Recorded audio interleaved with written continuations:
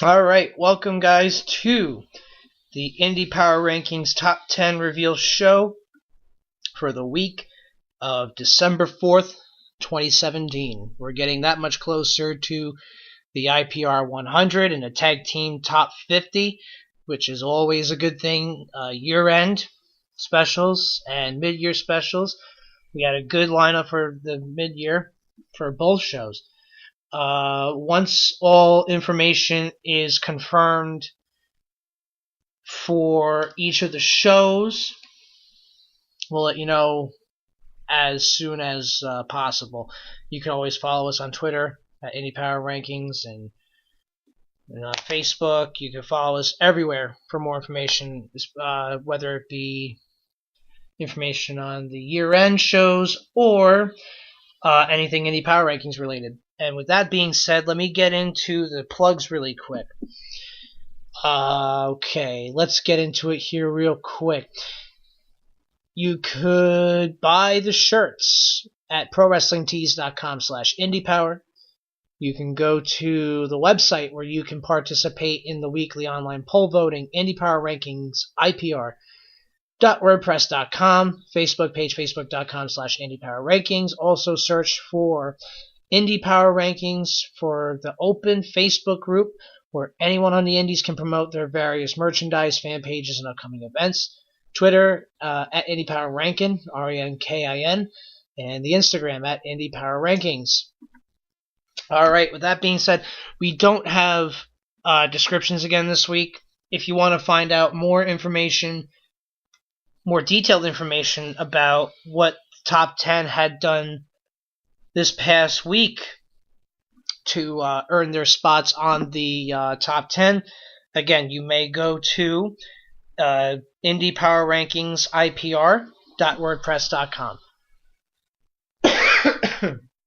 Excuse me. With that being said, here are those who missed out the official Top 10, but they received votes from the official voters.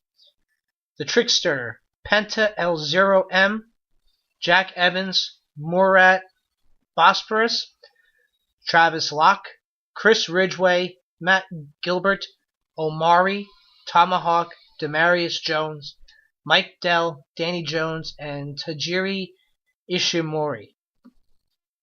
Okay, those are the ones who had missed out on the official votes and still is able to get in on the it got official votes from the voters, but not on the official top 10.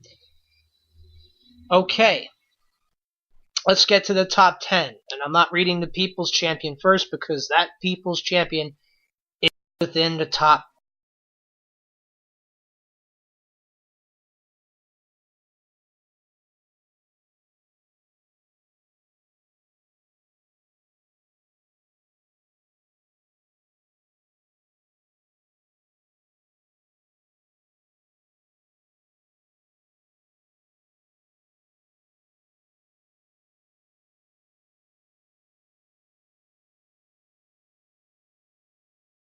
Number 4, Austin Aries. Number 3 is your People's Champion, and that is Corey Storm. Corey Storm is number 3, the People's Champion on the Indie Power Rankings. Number 2, BT Gunn. And the number 1 for the week of December 4th, 2017 is Tony Storm. Alright, folks, thank you. That is our top 10 for this week. You could, again, check all them out. Indie Power Rankings, IPR.wordpress.com. You could also check out Indie Power Rankin, RANKIN, on Twitter, Indie Power Rankings on Instagram. Instagram will basically, a lot of times, will give you the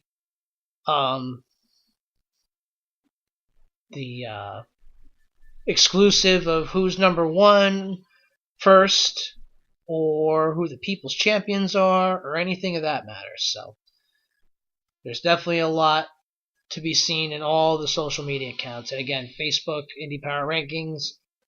So take a look at all that. And one comment I want to make, because I saw Tim Storm over at number 7 here on the Indie Power Rankings, is I love how the direction of the NWA is going these days. It's very brand new in the Billy Corgan era of the NWA. Basically, if you don't know, I'll just give you a couple of quick cliff notes. All the NWA affiliates are no longer. I believe that's the case, or the far majority of them are. I'm pretty sure Championship Wrestling from Hollywood still is. I'm not so sure. So that's that. Basically, the NWA Championship is just going to be like a travel around belt amongst the independents. So you saw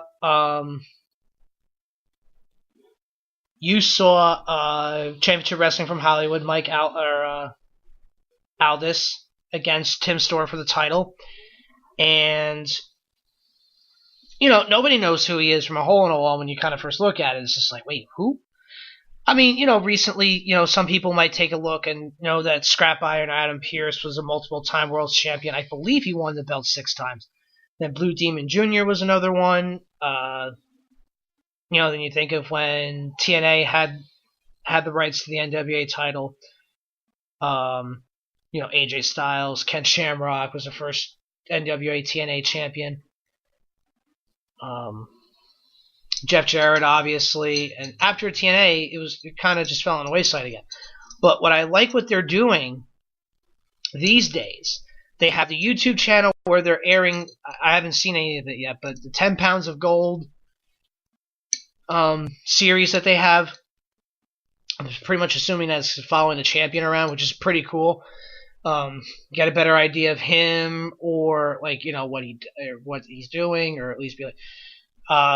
But he did show up at a House of Hardcore show. CZW is right now doing a promotion basically with Tim Storm, or they're gonna have him do a match. And I have good sources in saying that there are a couple other companies are closer to here, meaning because I live in New Jersey, closer to here, saying that the NWA World's title might be defended on the East Coast really soon, and not just from CZW. Let's take a look. Because based on, let's see. Yeah, basically the NWA World's title, if this one particular thing happens, will be the first time in the metropolitan New York City area would be defended in over 20 years. So, I mean, you're going to be seeing the NWA Championship go up all over the place. Now, granted, I like what they're doing, and they're building up the champion as being someone you have to go see to watch the matches. Also making, their Facebook promotions something to be, taking a look at. I believe they aired the NWA World's title match from Championship Wrestling from Hollywood.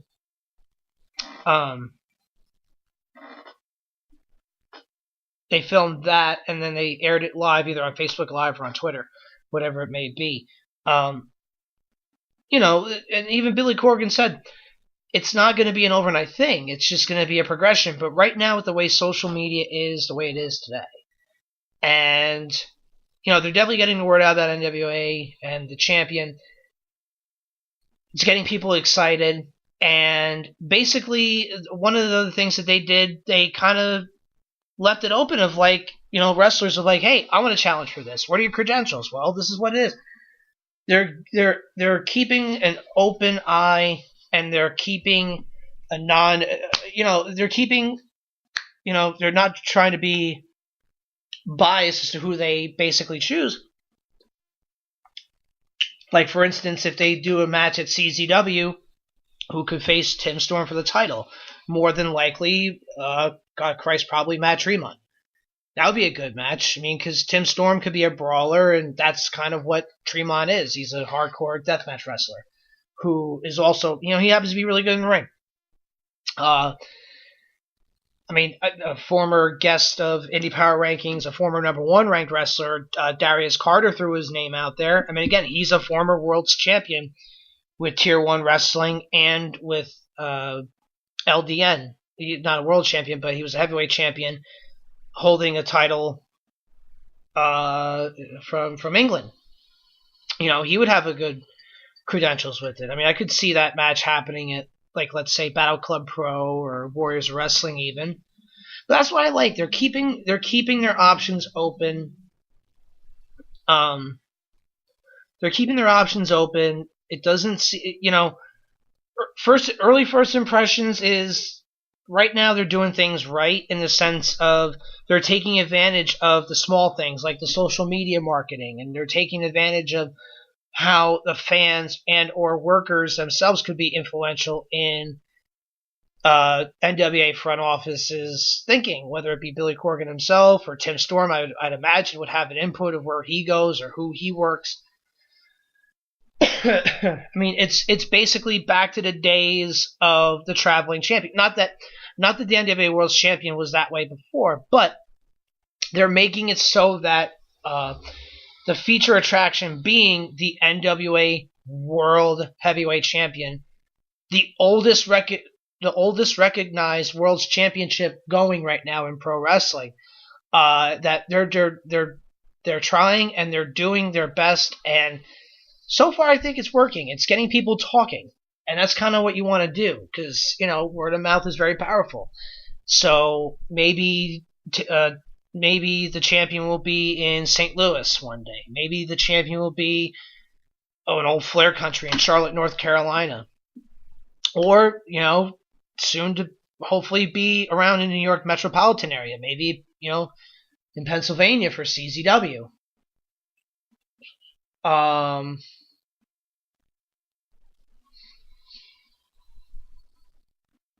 That would be something else. And truthfully, I would love to go see Tim Storm defend the title somewhere. And if not for nothing else, it's the NWA World Championship. It's the belt that was carried by Ric Flair, Harley Race, Dusty Rhodes. If you're going back to the classics, Tully Blanchard. Not Tully Blanchard, excuse me. I'm thinking of Magnum TA. But Ricky Steamboat. I mean, and then more recently, AJ Styles, Jeff Jarrett. It holds Lou Thez, I believe. I think he was the NWA World Champion. But it's a belt that has been carried by so many of the who's who of pro wrestling. And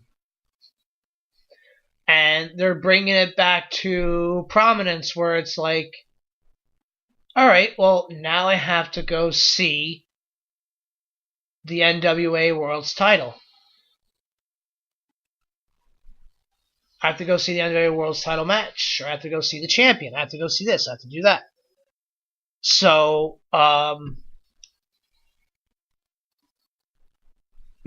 this isn't anything that they're telling me to do as a part of a promotion. I'm just doing this because I'm excited for the future of pro wrestling, for the opportunities that it could present fellow workers, and by that I mean people that I know in the business. So go follow them. You could subscribe to them on Facebook. You can also follow NWA on Twitter at NWA. YouTube.com/NWA.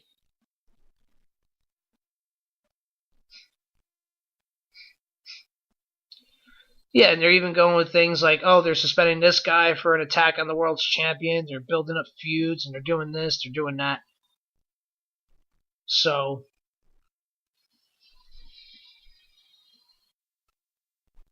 let's see.